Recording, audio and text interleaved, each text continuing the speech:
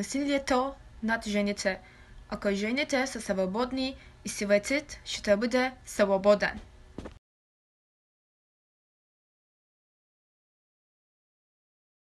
Erkek egemenliğine hayır, yaşasın kadın dayanışması.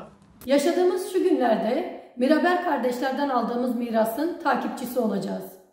Kadına yönelik şiddetin politik olduğunu biliyoruz.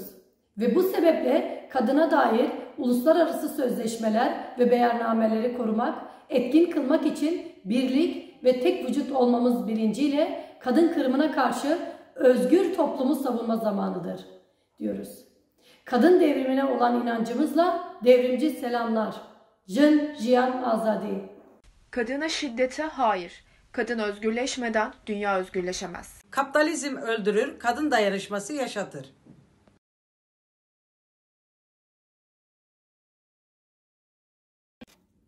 Women are struggling against the sexist capitalist system of exploitation for a free, equal and fair life to be lived in society and ecological balance.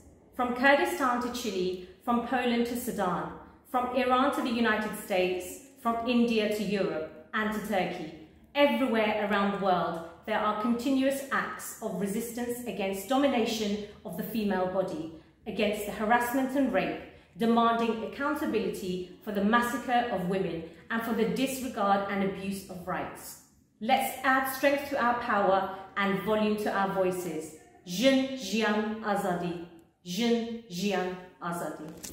Kadınız, anneyiz, bacıyız, sizi dünyaya getireniz, sizi büyüteniz, ellerinizi üstümüzde çekin.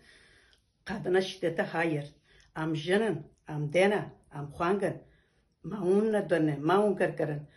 Deskasar Moroccan, Jin Jiyan Azadi. Violence is systematically implemented in order to keep women under control in the male-dominated society. It causes physical, sexual and psychological harm to women, as well as restricting women's freedom.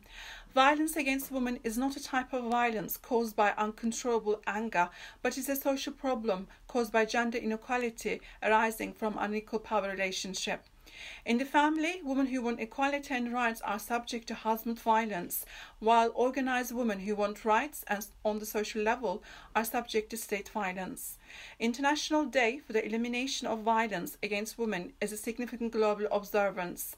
End violence against women. Long live women's solidarity.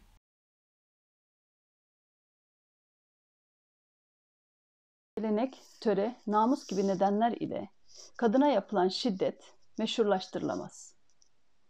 Erkek eliyle her gün biri dalından koparılan, darp edilen, taciz edilen, tecavüz edilen, boşandığı için, geç saatte sokakta olduğu için, reddettiği için öldürülen kadınlar, ölü bedenleri bile yok sayılan kadınlar için artık yeter.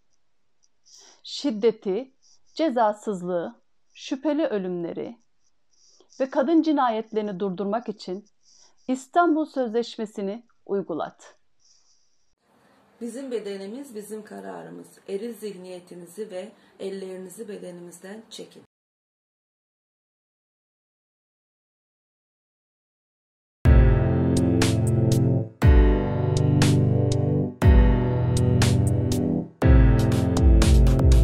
Sevgili kadınlar, sevgili canlar, sokakta nasıl yürüyeceğimize, neleri giyeceğimize, neleri giyemeyeceğimize, nerelerde bulunup nerelerde bulunamayacağımıza, neleri yapabileceğimize, neleri yapamayacağımıza dair hiç kimsenin üzerimizde bir hükmü söz konusu değildir. 25 Kasım Kadın Yönelik Şiddete Karşı Uluslararası Mücadele Günü'nde kadın dayanışmasını ve birleşik mücadeleyi kurarak karşı duralım. Tek çözüm kadın isyanıdır. Kadınlar, sokağa örgütleyelim.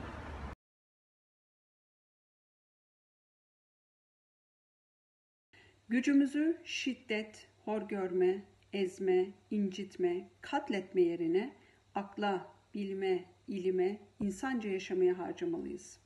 Eline, diline, beline sahip ol. İnsanca yaşamak hem senin hem de karşındakinin hakkı olduğunu unutma.